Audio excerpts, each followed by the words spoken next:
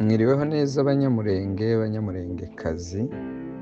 Iyo audio ngiye gutanga irareba umunyamulenge wese aho atuye ku isi. Ikigira kabiri, ndasaba ko buri munyamulenge uzi wese ko ari umunyamulenge, waba muto waba mukuru, mu cubahiro cawe, mu byo ukora, ugira uruhare byihuse mu gukemura ibi bibazo ngiye kubabwira bihaye bibera mu Minembwe kuri none cyangwa se ubu nyine. Hari amakuru abiri ngiye kubabwira ari mu Minembwe sasa hivi. Aya mbere ni intambara zabaye ejo bundi. Aya kabiri ni isubiranamo rigiye kubaho vuba hagati muri Twirwaneho yonyine. Icya mbere nari mvuze ni amakuru y'intambara. Ubushize murabizi ko Twirwaneho zarwanye zikagera mu Rugezi, ibyo murabizi.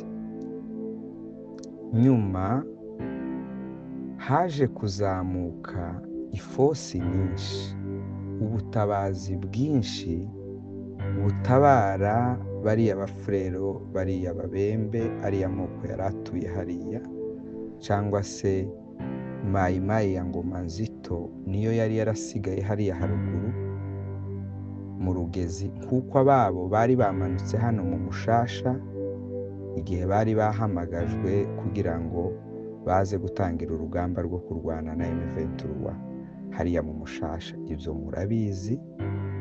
Bari baje guhura na Depite Bitakwira, bivuze ko wari usigaye ruguru yari Ngoma Nzito nako sorry. Twirwaneho imaze kumunesha, nibyo nari mvuze, ifosi zabo zose mayimayi bazalendo bariya bari hariya mu Mushasha muri Plaine baragiye ku bwinshi. Ababembe bahariya za Baraka za Fizi baragenda ku bwinshi, kandi bafite ibikoresho byuzuye, bafite ubwinshi buhagije, bafite n'ababari inyuma. Ibyo twarabivuze muri audio twatanze ubushize, tumenyesha ko hazamutse ingabo nyinshi zigiye gutabara Ngoma Nzito, kandi bidashoboka ko iriya Twirwaneho izazihasha, ahubwo nibatareba neza bagiye guhura n'intambara zizabakomerera kuruta izindi bahuye nazo. Ibyo twarabivuze, niho nari nsubiye ku makuru twatanze ubushize. Rero izo ngabo zararenze zimwe n'ubwo izindi zitararenga, ngo habe ejo bundi batera Minembwe, bayitera baturutse inzira zitatu.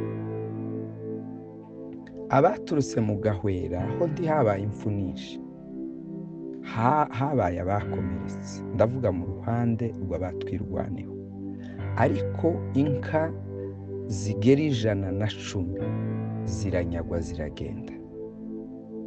Aho ni mu Gahwera. Abari bateye Rugezi niho ha kabiri haguye hatabarutse abana benshi b'Abanyamulenge. Sinshaka kuvuga umubare, ariko ni benshi. Inkomere zo binateye n'ubwoba kuzivuga. Ibyo nibyo byabaye mu Rugezi, mu buryo aba batwirwaneho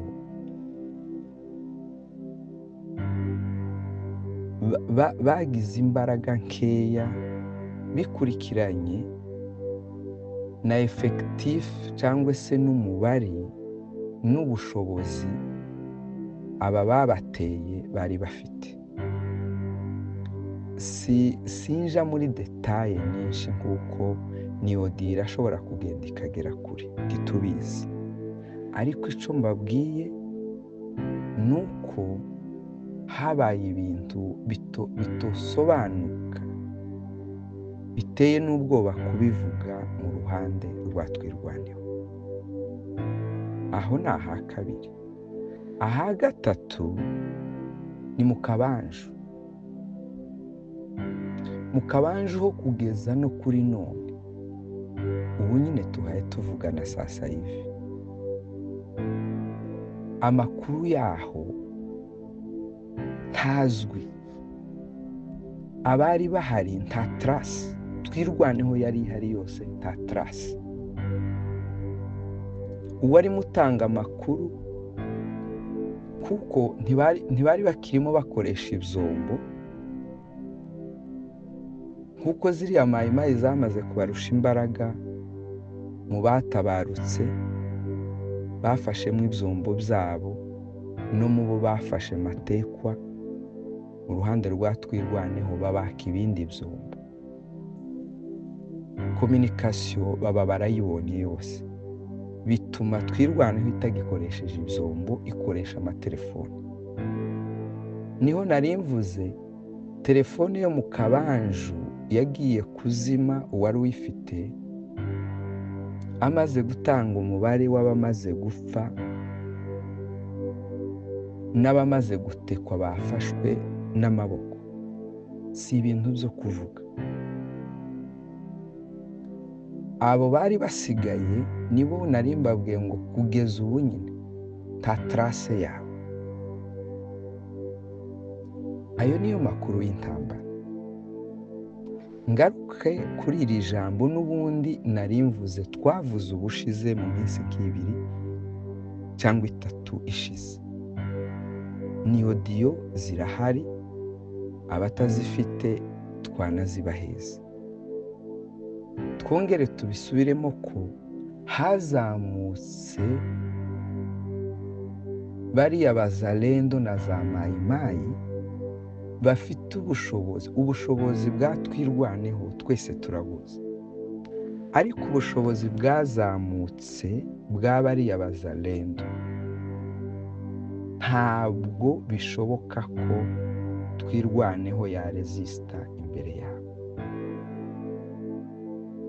Ikihari ni uko intambara zizomara no kubaremerera bamaze guhishirwa no kubafata n'amaboko, bazofatwa n'amaboko. Noneho mwongere mutekereze ngo iriya Twirwaneho nibamara kwirusha imbaraga, ko ariho bihaye bigana, batangiye gufatwa bazima, abana b'Abanyamurenge batabarika. Ziriya bazalendo nizinjira hariya mu Minembwe, niki kizaba? Muratekereza nk'Abanyamurenge ko bizagenda gute?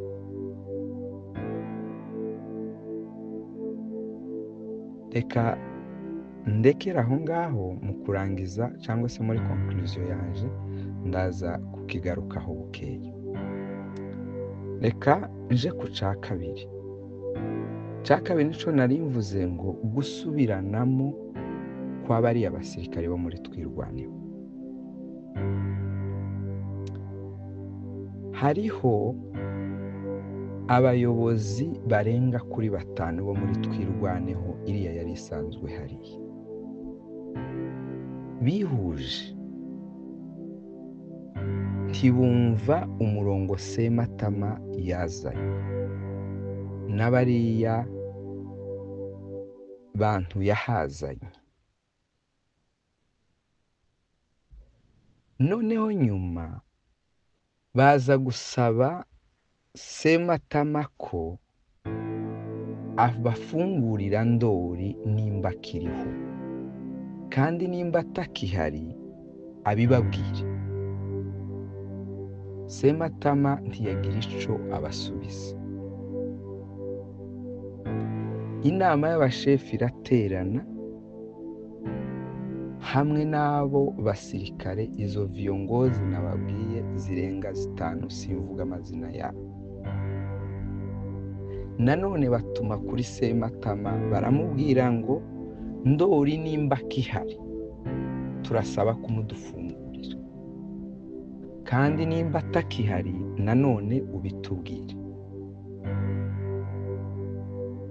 Sematama ntiyagira ico abikoraho. Bandika urwandiko, abashefu barusinyaho, umwe muri ba baviyongozi ko ari 5 tavuze izina ryiwe arasinya.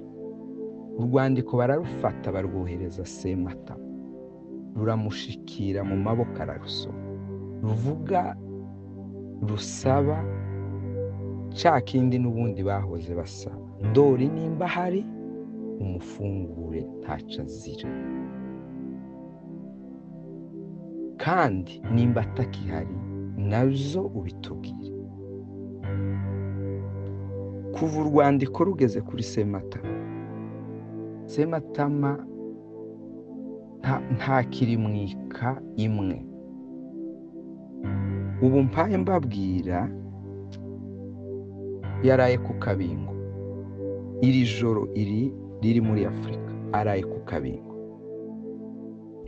Ejo yari yaraye Gakangara, ejo bundi yari yaraye kuri Muriza. Kubera kutizera umutekano wiwe, kuko kera hamaze kuba ikibazo hagati yabo. Bivuze iki?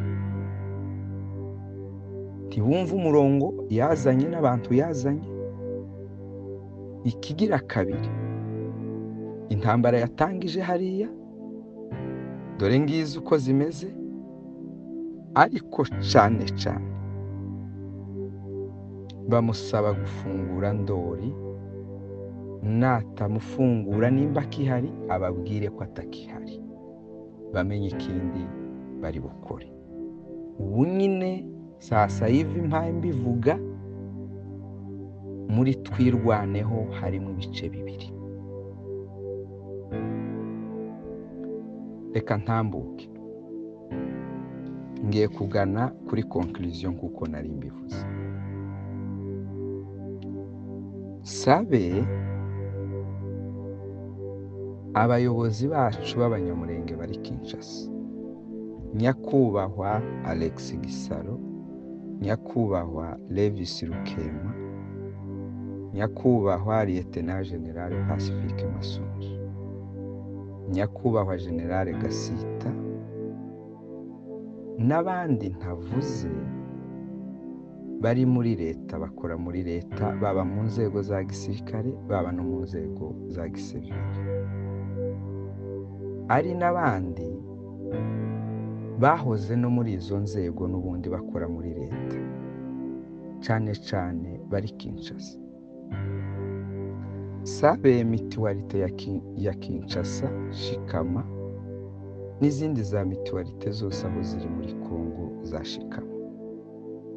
Sabe gakondo zombi, gakondo ya mbere ni ya kabiri, sabe mituwaliti, sabe mahoro, sabe IUB, sabe neza, sabe abayobozi b'amatorero y'abanyamurenge,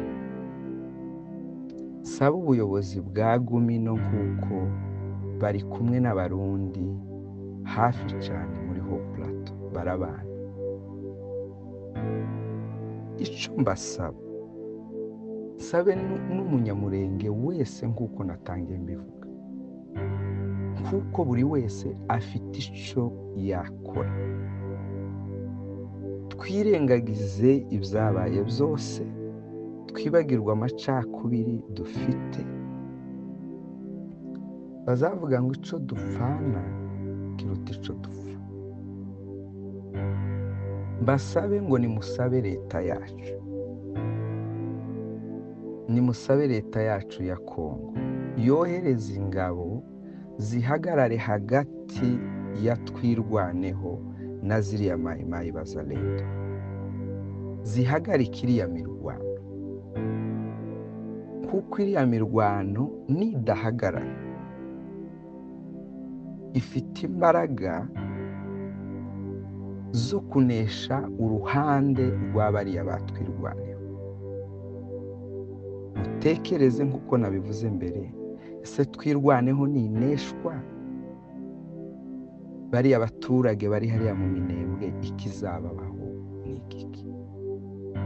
Nimusabe leta yihute bishoboka byose ihagarare hagati y'iriya mirwano, ihagarike iriya mirwano, ibone ikemura ibindi bibazo, ariko iriya mirwano iri hagati ya twirwaneho na bazalendo yahagaze.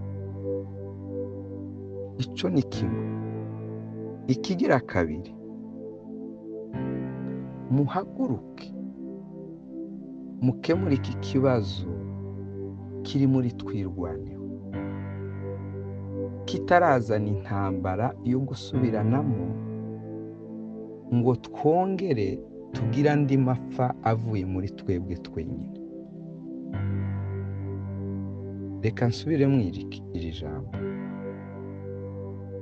Muhaguruke mukemure iki kibazo kiri hagati muri twirwaneho, cyamaze kubatandukanya, babaye ibice bibiri, kandi aho bigana nuko iki kibazo kidakemutse kirateza andi mapfa, harabaho gusubiranamo kwa twirwaneho bonyine, kandi abapfa ni bande?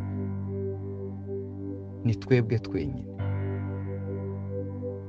Mwibuke n'ibihe byashize, turi abanyamurenge twese, tuzi ibihe byashize uko byatugendekeye mu gihe twasubiranagamo twenyine. Abantu bacu barashize, none kandi n'abo twari dusigaye batishwe n'izi ntambara bagiye gusubiranamo, nabo bongere bamarane. Muhaguruke, aba nari mvuze bayobozi bacu,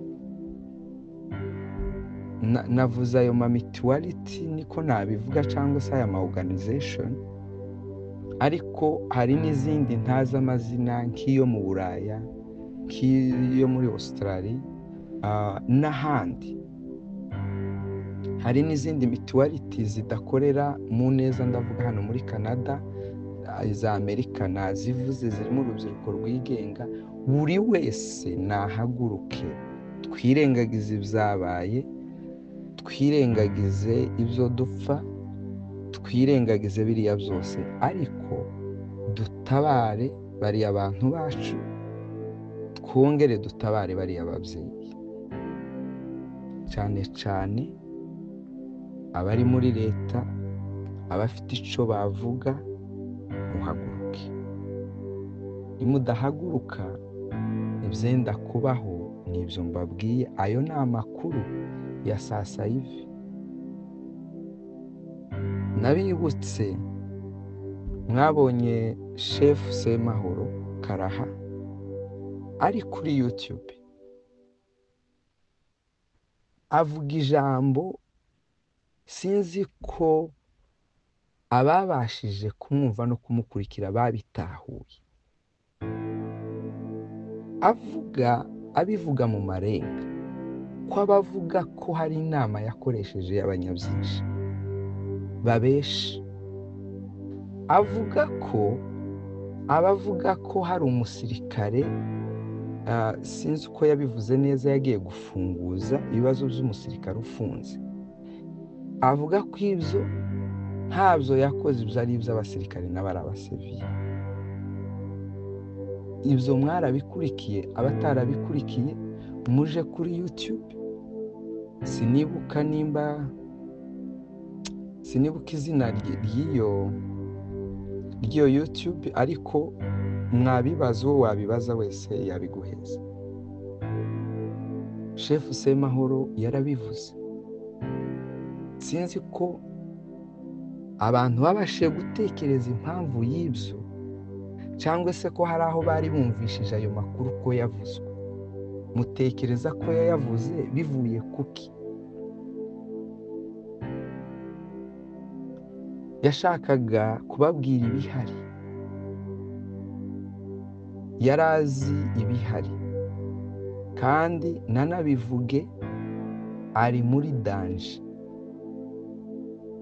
Abazi kumva munumve ko yababwiraga ikibazo kihari n'ico yaba cose, mushobore kumenya ico yaba azize. Ndatekereza ko abantu bakuru bazi kumva babashiye kumva ico mvuze nimba ngisobanuye neza. Ndarangije ariko mbasaba bwoko bwacu, abakuru n'abato, ababyeyi, abapapa n'abamama, basaza n'abakecuru, urubyiruko rw'abahungu n'urw'abakobwa, buri wese mu cubahiro ce, buri wese mu bushobozi bwiwe. Ushoboye gusenga asenge, ushoboye kugira ico yavuga akivuge, ushoboye kuba yateranya inama mu muhana bakagira ico bavuga kuri iki kintu mu buryo bwo gukemura iki kibazo. Ibi bibazo mbabwiye abikore. Murakoze, murakagira Imana. Ubivuga ni Mugema Alex Musore, abenshi mumaze kumenya ijwi ryanje, muranzi. Mbivuze uyu munsi n'iniyinga nimugoroba hano iwacu muri Canada, ni iminsi 13 y'ukwezi kwa 4 2025. Murakoze, murakagira Imana.